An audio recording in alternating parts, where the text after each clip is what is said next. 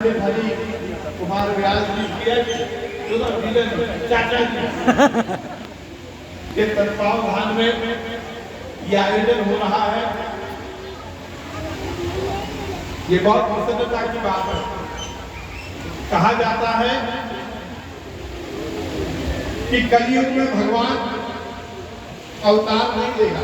महाराज जी ये बात है, सतयुग में ले लिया, त्रेता में ले लिया, अब कलयुग में तो भगवान आएगा नहीं। पर कलयुग में भगवान आशीर्वाद तो देगा ही देगा।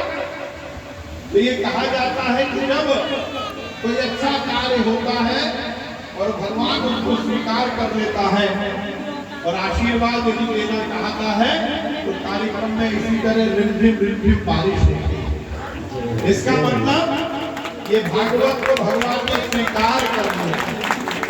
और आज तो कृष्ण जी का जन्म होने वाला है। भागवत ये जीवन का सूत्र है, ये जीवन का मूल है।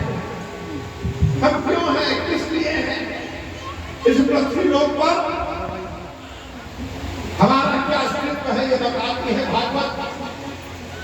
भागवत हमें जीना सिखाती है, पर यदि उसके मूल में जाए तो भागवत केवल जीना ही नहीं सिखाती, भागवत इस लोक से जाना भी सिखाती है, मृत्यु भी सिखाती है।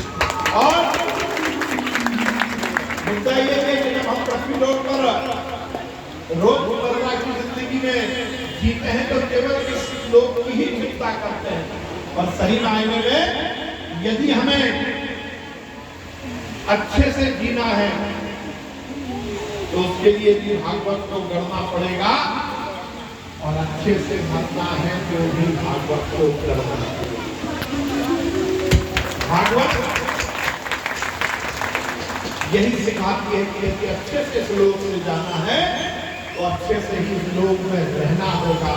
और अच्छे से इस लोक में रहना है तो केवल अच्छे कपड़े पहनकर नहीं, केवल अच्छा मकान बनाकर नहीं, केवल अच्छी चमचमाती हुई गाड़ी पर चलकर नहीं, बल्कि धर्म और कर्म के काम में लगकर मेरा कितना अच्छा रहे इसकी फिक्र तो करो।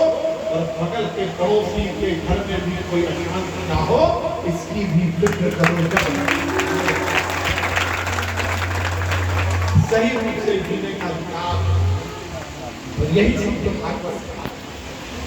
मैं व्यास जी को प्रणाम करता हूं, बधाई देता हूं। देखो कितनी अच्छी बात है, इस आयोजन में 90% बहने हैं और यही तो मूल है। ये कुछ होने लगा तो ये सुधर जाएगा, क्योंकि यदि विवेकानंद के सपने को साकार करना है कि 21वीं सदी में ये हिंदुस्तान विश्व का सबसे शक्तिशाली राष्ट्र बने, तो माता बहनों भाई और साथियों हमें प्रण देना पड़ेगा कि हमें देश के लिए जीना होगा, देश को आगे बढ़ाना होगा। और यदि हम देश को आगे बढ़ाना चाहते हैं तो हमें ये सुनिश्चित करना पड़ेगा कि हमारा समाज आगे बढ़े। और यदि हम अपने समाज को आगे बढ़ाना चाहते हैं तो हमें सुव्यवस्थित परिवार बनाना होगा। और यदि सुव्यवस्थित परिवार बनाना है तो परिवार को धर्म कर्म के हिसाब से चलना होगा। और यदि परिवार को धर्म कर्म के हिसाब से चलना है तो घर में रहने वाली बहन बेटी बहू और माँ को धर्म परायण होगा, धर्म के मार्ग पर चलना होगा। जब परिवार धर्म परायण होगा तभी समाज धर्म परायण होगा। जब समाज धर्म परायण हुआ तभी ये देश धर्म पर चलेगा। और धर्म पर चला तो हम ताकत के साथ कहेंगे कि सारे जहां से अच्छा हम बुलबुले हैं इसकी, ये गुलशुदा हमारा। इसलिए धर्म और कर्म केवल अपने लिए नहीं, केवल अपने परिवार के लिए नहीं, बल्कि समाज इस राष्ट्र के लिए धर्म और कर्म में हम लग जाए। और इसी तरह धर्म की गंगा बहती रहे और उसमें गहरी गहरी डुबकी हम लगाते रहें। इसी कामना के साथ इस आयोजन को मैं बहुत बधाई देता हूँ। एक बार जोरदार ताली बजा दीजिए।